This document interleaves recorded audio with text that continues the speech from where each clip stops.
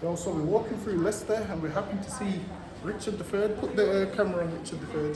So they say that that's Richard III, but according to history, Richard III was a black man. He was the last Plantagenet king of England, which they called themselves the Plantagenets because they used to wear like a flower on their head. I believe it comes from the Plantagenista flower. So now they're from a branch of the Normans. Now the Normans came to England when? In 1066 after William the Conqueror defeated Harold I at the Battle of it might be the Battle of Hastings, if my memory serves me justly. So now they're trying to say that Richard III is a white man, but according to history, Richard III is black. Now what's he famous for? Richard III is famous for what? His brother was Edward V, who was king. He passed away and had two sons. They was next in line for the throne, so he hid them in the tower. So if you look up there, the boys in the tower, this was their uncle who hid those boys in the tower, and then he apparently killed them, hid them in the walls. That's what they say according to history. Because once they done excavations, they found in that same tower two childlike skeletons.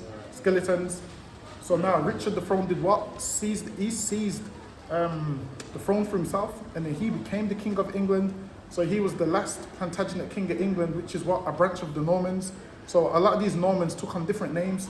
He was one of them, and the Normans, they was black men. Because when you look up the history, when you look up the records, all the images is dark skin. I mean, the first image drawn of any English monarch, it's a black man, and that was Richard II. So now this one here is Richard III.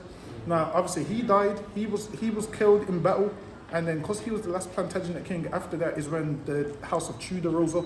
So the House of Tudor is where Henry VIII and all of them come from. Proper terms, Tudor means Theodore, so it would have been the House of Theodore. But obviously they call it the House of Tudor, which you know for Henry VIII and all of them. Then obviously after Henry VIII, the House of Tudor lost that seat.